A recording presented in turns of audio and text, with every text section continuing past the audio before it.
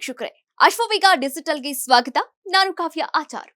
ಒಂದೇ ಸಮನೆ ಅಳುವ ಮಕ್ಕಳು, ಜ್ವರ, ವಾಂತಿ ಮುಂತಾದ ಸಮಸ್ಯೆ ಎದುರಿಸುತ್ತಿರುವ ಜನರು. ಆಫ್ರಿಕಾದ ಕಾಂಗೋದಲ್ಲಿ ವಿಚಿತ್ರ ರೋಗಕ್ಕೆ 50 ಮಂದಿ ಬಲಿಯಾಗಿದ್ದಾರೆ. ಏನಿದು ವಿಚಿತ್ರ? ಈ ಬಗ್ಗೆ ತಿಳಿಸ್ಕೊಡ್ತೀನಿ, ಮಿಸ್ ಮಾಡದೆ ಈ ವಿಡಿಯೋ ನೋಡಿ. ಹೌದು ವೀಕ್ಷಕರೇ, ಆಫ್ರಿಕಾದ ಕಾಂಗೋ ದೇಶದಲ್ಲಿ ಜನರು ವಿಚಿತ್ರ ಕಾಯಿಲೆಯಿಂದ ಬಳಲ್ತಾ ಇದ್ದು 50ಕ್ಕೂ ಅಧಿಕ ಮಂದಿ ಸಾವನ್ನಪ್ಪಿದ್ದಾರೆ. ಆರೋಗ್ಯ ತಜ್ಞರು ಈ ಬಗ್ಗೆ ಕಳವಳ ವ್ಯಕ್ತಪಡಿಸಿದ್ದು ತನಿಖೆಯನ್ನ ನಡೆಸ್ತಾ ಇದ್ದಾರೆ.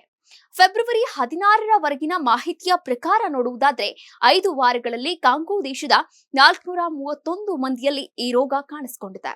ಅವರ ಪೈಕಿ 53 ಮಂದಿ ಸಾವನ್ನಪ್ಪಿದ್ದಾರೆ ಎಂದು ವಿಶ್ವ ಆರೋಗ್ಯ ಸಂಸ್ಥೆ ಅಂಕಿ ಅಂಶವನ್ನ ಬಿಡುಗಡೆ ಮಾಡಿದೆ.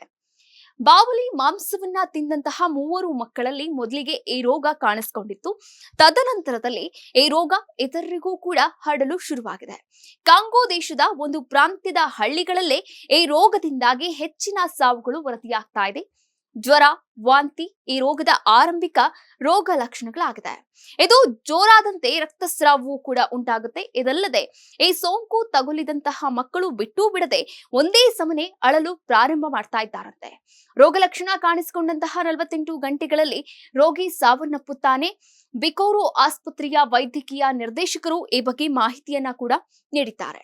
ಎಬೋಲಾ ಆಗಿರಬಹುದು ಅಥವಾ ಡೆಂಗ್ಯೂ, ಮಾರ್ಬರ್ಗ್, ಹಳದಿ ಕಾಮಾಲೆ ರೋಗಗಳು ಸಹ ಇದೇ ರೀತಿಯ ರೋಗ ಲಕ್ಷಣಗಳನ್ನ ಹೊಂದಿವೆ.